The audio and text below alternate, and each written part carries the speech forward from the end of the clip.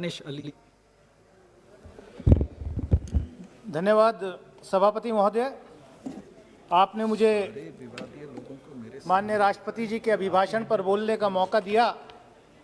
आज जब मैं यहाँ पर राष्ट्रपति जी के अभिभाषण पर बोलने खड़ा हुआ हूँ, उस वक्त दिल्ली की तीनों सीमाओं पर हजारों किसान पिछले 2.5 महीने से ज़्यादा वक्त से इस ठिठुरती हुई सर्दी में, बारिश में इस सरकार से गुहार लगा रहे हैं कि जो उनकी मांगे हैं, जो जायज मांगे हैं, उनको ये सरकार सुने। लेकिन बदकिस्मती इस बात की है कि सरकार अपनी जिद छोड़ने को तैयार नहीं है। राष्ट्रपति जी का जो अभिभाषण होता है वो सरकार की नीतियां और सरकार के कार्य माननीय राष्ट्रपति जी दोनों सदनों के सामने रखते हैं। अब सरकार भले ही जुमला जीवी सरकार हो या भाषण जीवी सरकार हो, माननीय राष्ट्रपति जी को सरकार के लिखे हुए भाषण को वहां पढ़ना है।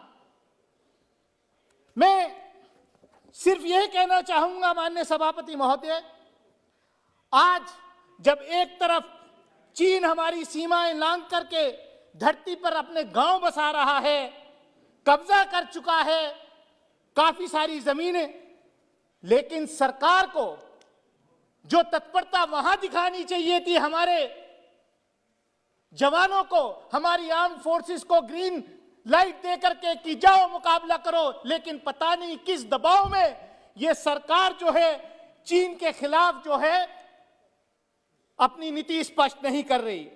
वो कटीले तार, वो बाढ़, वो कंक्रीट की दीवारें इन किसानों के सामने जो दिल्ली में अपनी गुहार लगाने आए हैं, उनके सामने खड़ी की जा रही हैं। माननीय सभापति महोदय, देश का किसान अन्नदाता के साथ ये सलूक करना ये कहीं से भी जायज नहीं है। मैं यही कहूंगा कि कई अंतर्राष्ट्रीय आवाजें भी इस किसान आंदोलन के बीच में उठी हैं।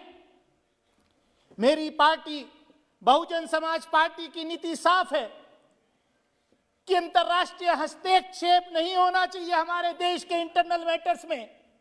यह हमारा अंदरूनी मामला है और भारत की यह परंपरा रही है कि हम कभी भी किसी दूसरे देश के लोकतंत्र में भी इंटरफेयर नहीं करते।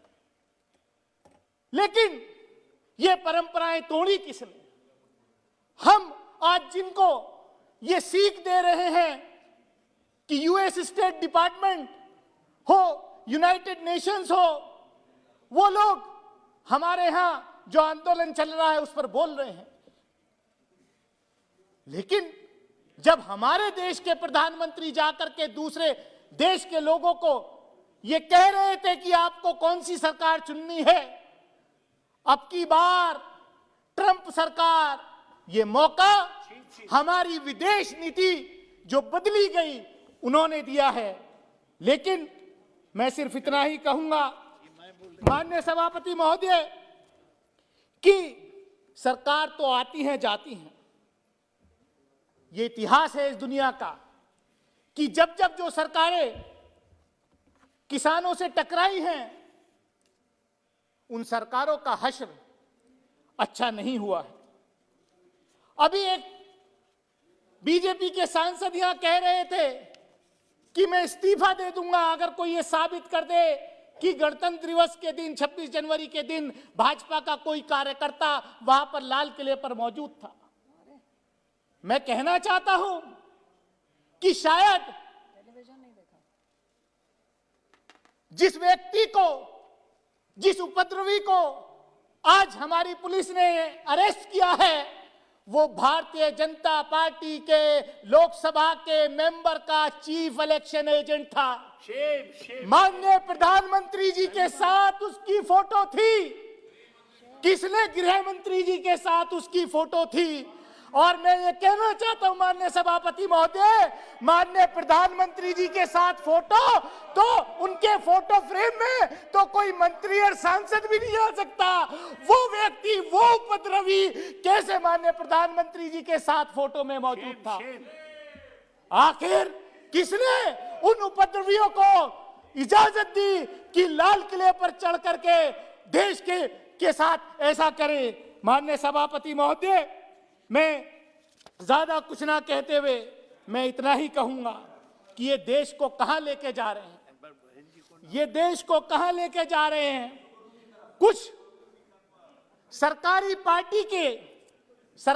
पार्टी की कुछ जमातें, सरकारी पार्टी की जमातें चंदा इकट्ठा करने के लिए निकली मध्य प्रदेश के अंदर। वहां पर क्या हुआ? किसी से छुपा है क्या? क्या हुआ? पथराव हुआ। और अगले दिन जाकर के वहां के एडमिनिस्ट्रेशन ने उन गरीबों का पहले उन्हें पत्थरों से मारा, पहले उनको पिटाई की, जेल भेजा और बिना नोटिस दिए अगले दिन मध्य प्रदेश के अंदर उन गरीबों के, मजलूमों के घर को बिल्डोजर से तोड़ दिया गया। क्या ऐसा मुल्क हम देखना चाहते हैं? उत्तर प्रदेश में किसी से नहीं छुपा हुआ।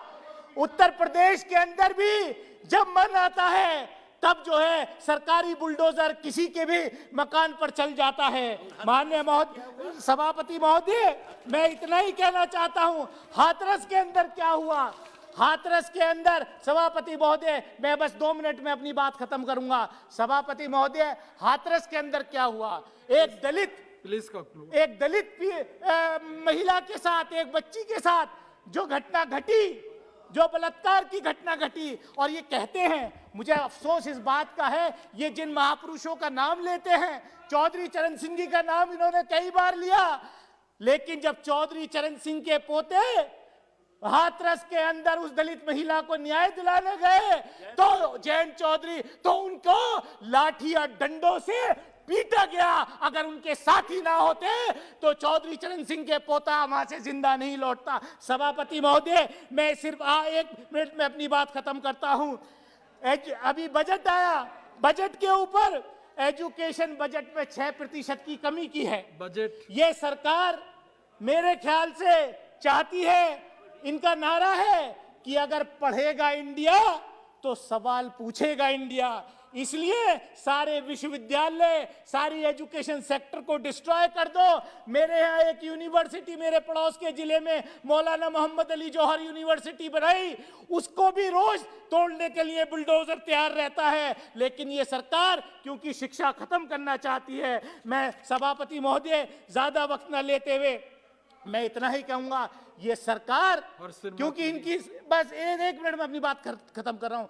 ये सरकार जो है, इन्होंने अपना जो है एजेंडा इनका साफ है कि बाबा साहब डॉक्टर भीमराव अंबेडकर के जो संविधान को नहीं मानना, उनके जो दिया हुआ आरक्षण है वो कैसे खत्म हो, सारे प्राइवेट सेक्टर्स के हवाले कर देना, जो पीएसयूज पिछले 70 साल में बने उनको प्राइवेटाइज करके, जिससे कि SC/ST के बच्चों को जो नौकरियां मिल रही थी उनको खत्म कर दिया जाए। मैं यही कहूंगा आखिर में कि बंदरगाह बेच दो, बंदरगाह बेच दो, एयरपोर्ट बेच दो, रेल बेच दो, और जो सवाल पूछे उसे जेल भेज दो। मैं तैयार हूं इस बात के लिए कि आपसे सवाल पूछता रहूंगा।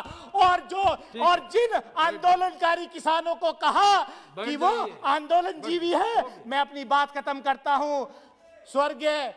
स्वर्गीय डॉक्टर राम मनोहर लोहिया ने कहा था कि जिस लोकतंत्र की सड़कें सूनी होती है उसकी संसद जो है, आप जानते हैं, तो इसलिए ये आप उन महापुरुषों की तो बात कम से कम बात मानो। और सभापति महोदय, मैं कंक्लूड कर रहा हूं एक सेंटेंस में। आज जो देश में हो रहा है, गरीब को, मजलूम को, अक़लियत को न्याय नहीं मिल रहा, और वो न्याय जो है जुडिशरी में भी क्राइसिस आ गया है। मैं इसी बात के साथ अपनी बात खत्म करता हूं कि स्वर्गीय अरुण जेटली जी का एक बयान याद आ रहा है, संसद के अंदर दिया हुआ।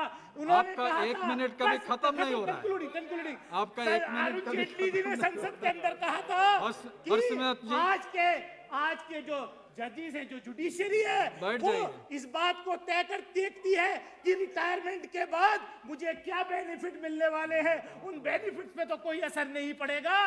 यही आज क्राइसिस सरकार में है, यही जुडिशरी में है। आपका बहुत बहुत धन्यवाद।